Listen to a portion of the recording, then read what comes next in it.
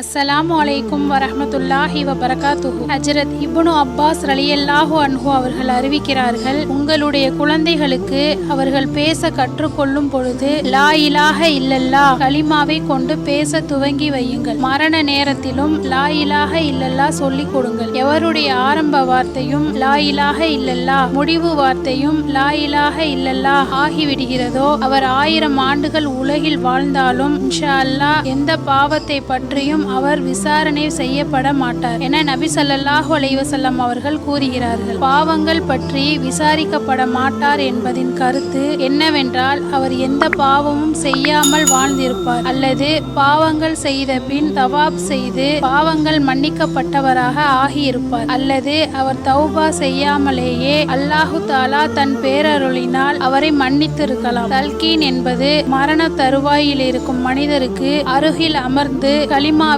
கூறுவதாகும். ஏனெனில் அதனை கேட்கின்ற அவர் தாமும் கலிமாவை கூற வேண்டும் என்பதற்காக இவ்வாறு சொல்ல வேண்டும். ஆனால் அந்த நேரத்தில் கலிமா சொல்லும்படியாக அவரை வற்புறுத்த கூடாது. ஏனெனில் அப்பொழுது அவர் மிக கஷ்டமான நிலையில் இருந்து கொண்டிருப்பார். மரண தருவாயில் தல்கீன் சொல்ல வேண்டும் என சஹீஹான பல ஹதீஸ்களில் அறிவிக்கப்பட்டுள்ளது. எந்த மனிதருக்கு மரண நேரத்தில் லா இலாஹ இல்லல்லாஹ் கூறும் பாக்கியம் கிடைத்து விடுகிறதோ அவருடைய பாவங்கள் வெள்ள பிரளயத்தினால் கட்டிடங்கள் தகர்ந்து விடுவது போல் தகர்ந்து விடுகின்றன என்று ஒரு ஹதீஸில் அறிவிக்கப்பட்டுள்ளது. ஒருவர் தொழுகையை பேணுதலாக கடைபிடித்து வருவாரானால் அவர் இறக்கும் நேரத்தில் ஒரு வானவர் அவரிடம் வந்து ஷைத்தானை அங்கிருந்து விரட்டி அடித்து இறப்பவருக்கு லா இலாஹ இல்லல்லாஹ் முஹம்மதுர் ரசூலுல்லாஹ் என்ற கலிமாவை சொல்லி நினைவூட்டுகிறார் என்று மற்றும் ஒரு ஹதீஸில் அறிவிக்கப்பட்டுள்ளது. இந்த தல்கீன் யாருக்கு பலன் தரும் என்றால், தன் வாழ்நாளில் எவர் அதிகமாக இக்கலிமாவை ஓதி வரும் வழக்கமுடையவராக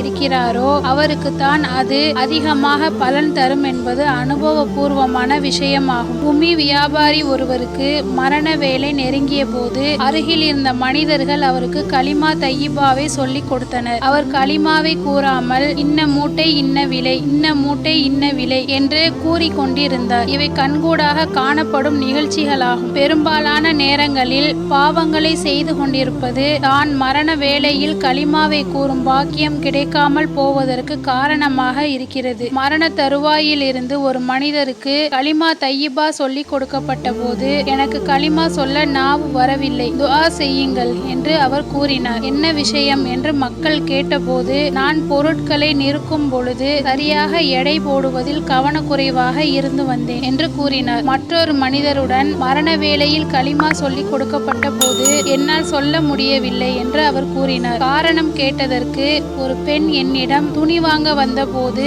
அவள் அழகியாக இருந்தாள், அவளையே கூர்ந்து பார்த்து கொண்டிருந்தேன் என்று கூறினார். இவை போன்ற பல சம்பவங்கள் கூறப்பட்டுள்ளன. இவற்றில் சில தஅக்கீரத்தில் குருதுபியா என்னும் நூலில் எழுதப்பட்டுள்ளன. எனவே பாவங்களை விட்டு தௌபா செய்து அல்லாஹு தாலாவிடம் நல்லுதவி வேண்டி துஆ செய்து கொண்டிருக்க வேண்டியது அடியானின் வேலையாகும். அஸ்ஸலாமு அலைக்கும் வரஹ்மத்துல்லாஹி வபரகாத்துஹு.